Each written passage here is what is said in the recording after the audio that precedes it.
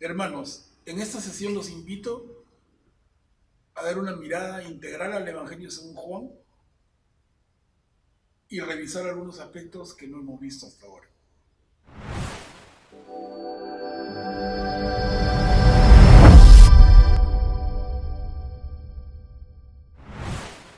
Empecemos por un comentario de Orígenes. Algunos de ustedes se preguntarán, ¿y quién es Orígenes? Bueno, Orígenes es un padre de la iglesia, murió allá por el año 254 de nuestra era y es considerado junto con San Agustín y Santo Tomás de Aquino los pilares de la teología cristiana. ¿Qué dijo Orígenes sobre el Evangelio según Juan? Comparto con ustedes esta frase. La flor de las escrituras son los evangelios y la flor de los evangelios es el de Juan. Nadie podrá comprender su sentido si no se ha recostado en el pecho del Señor y no ha recibido de Jesús a María como madre. Mediten en esto y vean la profundidad del concepto. El Evangelio de Juan, en el centro de los evangelios, que son a su vez la flor de las escrituras. ¿Cuál es el propósito de Juan? Cuando Juan escribe su evangelio, ¿qué busca? Eso lo encontramos, hermanos, en el capítulo 20, versículos 30 y 31. Y leámoslo porque es breve. Otras muchas señales hizo Jesús en presencia de sus discípulos, que no están relatadas en este libro.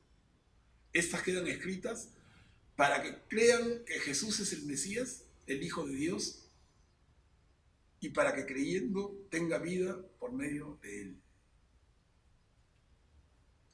Es que ese es el propósito de Juan. Juan quiere mostrarnos que Jesús, el Mesías, el Hijo de Dios, está allí para que lo sigamos porque Él nos marca el camino para nuestra salvación. Hermanos, en varios momentos del Evangelio según Juan, vemos a Jesús definiéndose a sí mismo. En total son 7 momentos, muy interesante. En 6:35, Jesús dice, hablando de Él mismo, yo soy el pan de vida. El que viene a mí no tendrá hambre y el que cree en mí no tendrá nunca sed. En el capítulo 8, versículo 12, Jesús se define de esta manera. Yo soy la luz del mundo. El que me siga no caminará en la oscuridad, sino que tendrá la luz de la vida.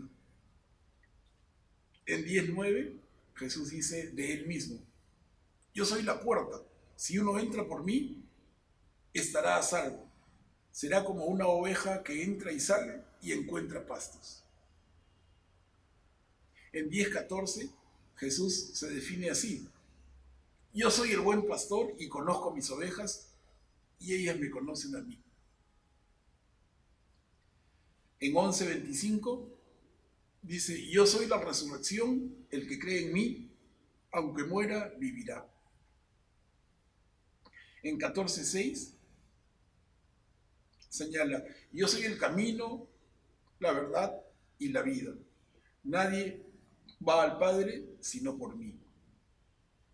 Y séptimo, último, en el capítulo 15, versículo 5, dice de sí mismo, yo soy la verdadera vid y ustedes los sarmientos. El que permanece en mí y yo en él, ese da mucho fruto. Es interesante que notemos cómo Jesús se define a sí mismo 7 veces y con la misma entrada, yo soy. Veamos un momento en el capítulo 3 del libro del Éxodo, el segundo libro de nuestra Biblia. Lo ubicamos al comienzo en el Antiguo Testamento. Versículos 13 y 14. Moisés dijo a Dios, que le había encargado que vaya y libere a su pueblo. Le dice, si me presento ante los israelitas y les digo que el Dios de sus padres me envió a ellos, me preguntarán, ¿cuál es su nombre? Entonces, ¿qué les diré? Y Dios le dijo a Moisés, yo soy el que soy. Este es mi nombre eterno. Dirás así a los israelitas, yo soy, me ha enviado a ustedes. Entonces, hermanos, esta manera en que Jesús se presenta a sí mismo, esta manera en que Jesús se define a sí mismo, yo soy 7 veces. Cuando podemos cotejar esto con el Antiguo Testamento, yo soy es el nombre de Dios. Un detalle no menor a tener en cuenta cuando leemos el Evangelio según Juan es que Juan enfrenta varias herejías. Herejía entendida de la manera correcta, no como una mentira, pero como una verdad a medias. Y finalmente podemos decir, mitad verdad, mitad mentira. Bueno, una de las herejías que enfrenta Juan es que Jesús es una creación de Dios. Es una creación de Dios Padre y está subordinado a Dios Padre. Una segunda herejía es que en Jesús solo está presente la naturaleza divina, pero no la humana. Y lo relacionado con esto es que el cuerpo de Jesús solo es apariencia. Su pasión fue aparente. Finalmente, una idea que enfrenta Juan ya en el primer siglo y que la vemos presente hasta hoy. Jesús fue hombre, sin duda el mejor de los hombres, pero no es Dios.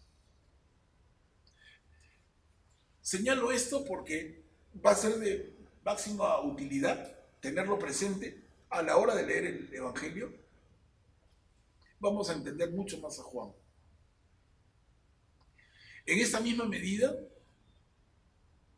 analicemos brevemente cuáles son los conflictos que enfrenta Juan en su comunidad y Juan y su comunidad con el entorno en el que se desenvuelve. Señalemos 5 puntos. Primero, Juan está en conflicto con un sistema social, el mundo, que se opone a la vida trazada por Jesús. Segundo conflicto de Juan con las autoridades judías, la que llama él los judíos. No son todos los judíos, son las autoridades. Cuando veamos en el Evangelio los judíos, entendamos inmediatamente está hablando de las autoridades. Tercer conflicto con los seguidores de Juan el Bautista. Nadie podría sorprenderse con esa afirmación. ¿Cómo? Conflicto de Jesús con los seguidores de Juan que ya murió, decapitado. Pero es que sí, porque sucede que en el momento que escribe Juan su Evangelio, que es por el año 100 de nuestra era, es el cuarto Evangelio, el último que haber sido escrito. Y Juan va a enfrentar que todavía hay seguidores de Juan el Bautista que no se han adherido a Jesús. Siguen pensando en Juan como el último enviado. Entonces, hostilizan a la comunidad de Juan. Un cuarto conflicto de Juan es con los judíos que ocultan su fe en Jesús, como el caso de Nicodemo, por ejemplo, que va a visitar a Jesús en la noche. ¿Para qué? Para no perder sus privilegios. Y finalmente, el conflicto de Juan con otras comunidades apostólicas, pero que no tenían el sentido plano de la organización de Juan. Quisiera invitarlos también a revisar con calma y con todo el detenimiento del mundo el prólogo. ¿Cómo se inicia este evangelio? Y eso lo encontramos en el capítulo 1, versículos del 1 al 18. Y nos dice, al principio existía la palabra, y la palabra estaba junto a Dios, y la palabra La palabra era Dios. ¿Quién es la palabra, hermanos? La palabra es Jesús. Esto podríamos leerlo de la siguiente manera. Al principio existía Jesús y Jesús estaba junto a Dios y Jesús era Dios. Ella, la palabra, estaba en el mundo y el mundo fue hecho por ella. Pero el mundo no la conoció. Vino los suyos y los suyos no la recibieron. Y la palabra se hizo carne y puso su morada entre nosotros. Los invito también a detenerse de manera muy especial en el capítulo 17 de este Evangelio. ¿Qué vamos a encontrar en el capítulo 17? Una sola cosa, la oración del Señor. Hermanos, esto es importante y valiosísimo. Nosotros conocemos de Jesús la oración que Él mismo nos enseñó, el Padre Nuestro. Y tenemos la versión del Evangelio según Mateo, que es la que rezamos todos los cristianos.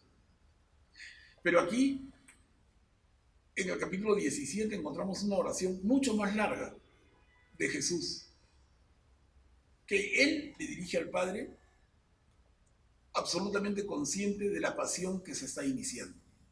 Está en el momento de ya prepararse para entregar su vida. Y entonces Él va a orar y le reza al Señor esta oración que, como repito, les invito a leerla con todo el detenimiento y con toda la pausa. Medítenla, medítenla.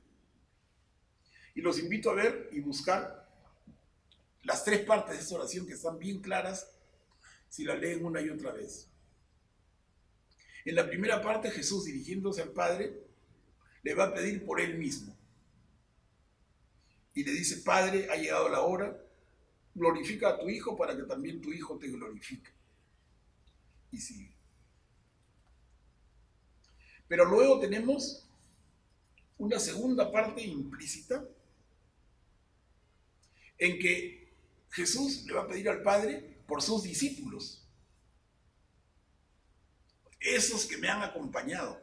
Entonces, Padre, no solo te pido por mí, te pido por esos amigos míos que me han acompañado. Pero luego tenemos una tercera parte. Búsquenla y nótenla, adviértanla.